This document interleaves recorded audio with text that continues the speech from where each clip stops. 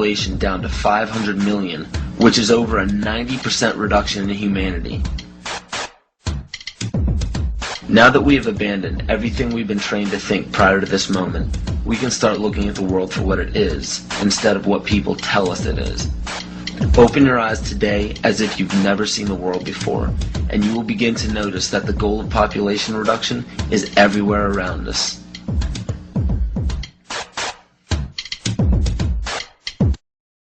Let me assure you that absolutely nothing that I'm going to tell you is exaggerated, is interpolated, or is imagined. Everything I'm going to tell you is documented.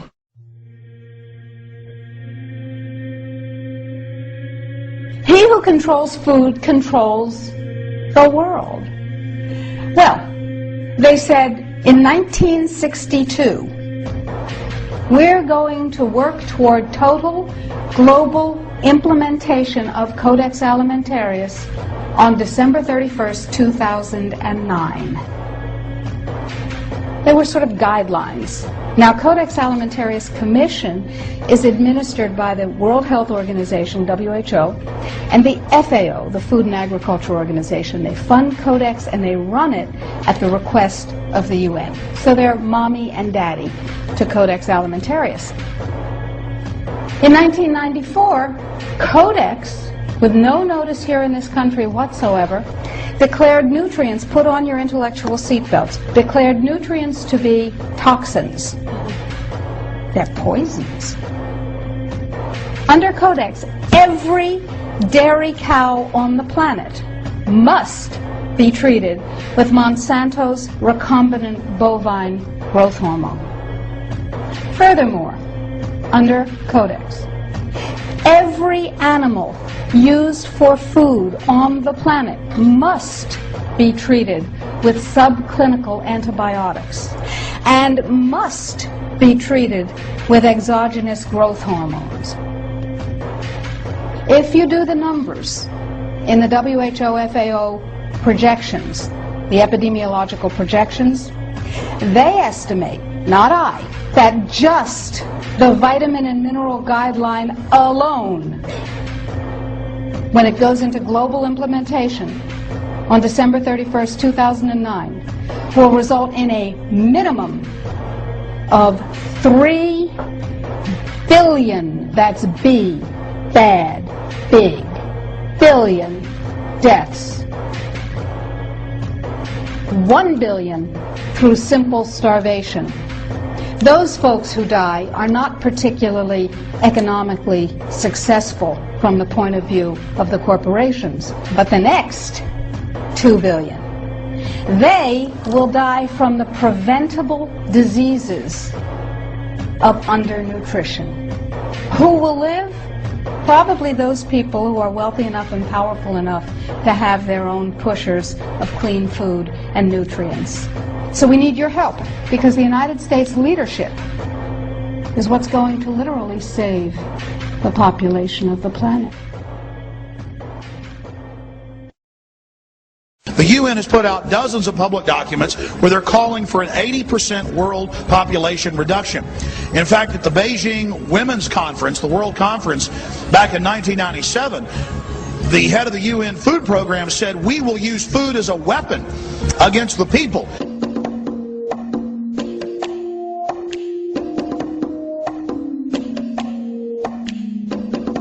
66% of United States residents' public water is fluoridated. It is known to have tremendous effects on bone cancer, joint problems, bone weakness, lowered estrogen and testosterone levels, and dental fluorosis, which is yellowing of the teeth and pitting in the enamel. Wouldn't it make more sense to enhance public water with vitamins which are meant to be ingested to promote overall health, rather than putting such a toxic chemical in our water with a bogus explanation that it will improve our dental health? We now know that fluoride causes more dental problems than it solves. Something doesn't seem right about this. Do you honestly believe that these companies care deeply enough for the people to spend large amounts of their own money to fluoridate public water when the people already purchase their own toothpaste? But there's a difference between toothpaste and drinking water. We don't ingest toothpaste.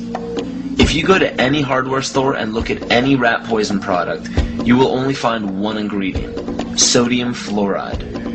It is the most toxic ionic molecule outside of potassium dichromate. Now, Dannon, along with other companies, have begun fluoridating bottled water. It is becoming increasingly difficult to get away from. And the fact that fluoride is also used in many prescription antidepressants shows that it eliminates aggression and motivation in people. Fluoride, to my knowledge as a physician, has absolutely no biological benefit whatsoever.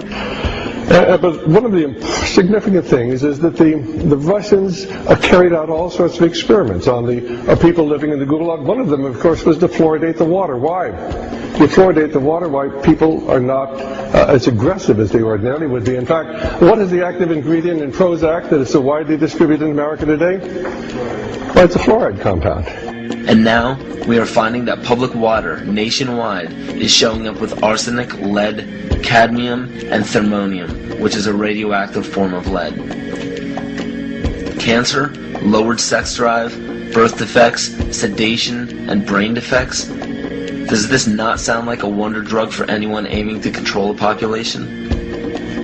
It's quite astonishing, Paul, the degree to which environmentalists have not been educated about fluoride. You know, people have an unconscious trust in their doctor or their dentist, and if you can persuade doctors and dentists that fluoride is safe and good, then you're able to reach the rest of the nation. People believe their doctors and dentists, and that was a way of promoting fluoride for Bernays. Fluoride was killing their cattle, destroying their crops. Fluoride given to rats had produced bone cancer and liver cancer, and that those results had been doctored to make it look as though fluoride hadn't caused as much cancer.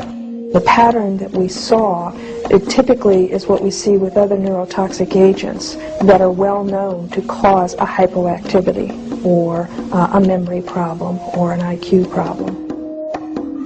When I first presented the results of these studies, one of the individuals sitting and listening to the results, he says, "Do you have any idea what you're saying?"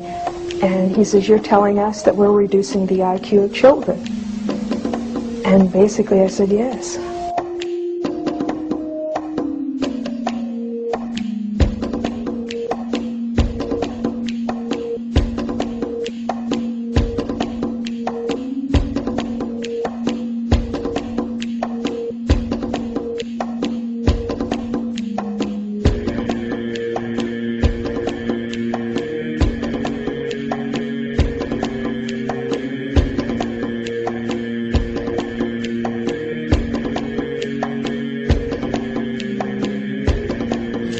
Aspartame, the artificial sweetener found in almost every low-sugar or sugar-free product on the market.